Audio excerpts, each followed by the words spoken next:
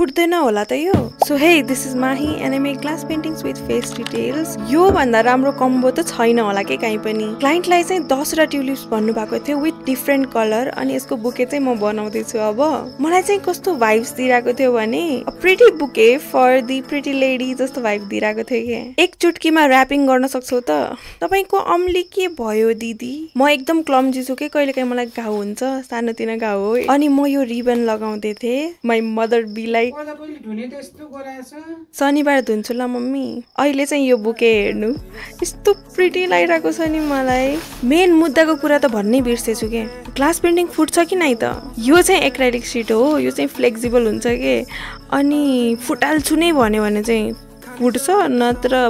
protect गरेर राख्न सक्नुहुन्छ भने चाहिँ यो फुट्दैन यो प्लास्टिकमा भएको चाहिँ फेरी लाइट हो है अनि प्रिजर्भ गर्नको लागि चाहिँ मैले एभ्री पेन्टिङसँग चाहिँ 3 थिङ्स टु रिमेम्बर हाल्छु के अनि हजुर कहिले स्क्याममा फस्नु भएको छ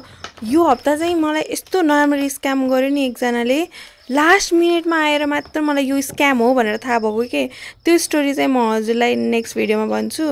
विथ फुल प्रुफ सानोतिनो स्क्यामर त यतिकै पनि थाहा हुन्छ होइन यो त यस्तो ठुलो लेभलको स्क्याम गर्यो नि मलाई हजुरले नोटिस गर्नुभयो कि नै मैले यो भिडियो भरि यो बुके यतिचोटि देखाइसकेँ नि इट्स जस्ट बिकज मलाई यो एकदम प्रिटी लागिरहेको छ अनि यो कम्बिनेसन पनि कस्तो राम्रो लागिरहेछ के अनि ममा यति धेरै प्रेसर छ कि मैले यो प्रेसर कुकरको बक्समा पठाइदिएँ होइन आइएम सो सरी मैले जहिले पनि डिआइवाई गर्नुपर्छ कि बक्स किनभने पाल्पामा I have not still found एउटा कस्टमाइज गर्ने ठाउँ इफ हजुरहरूले चाहिँ यस्तो कस्टमाइज गर्ने बक्सहरू बनाउनुहुन्छ भने चाहिँ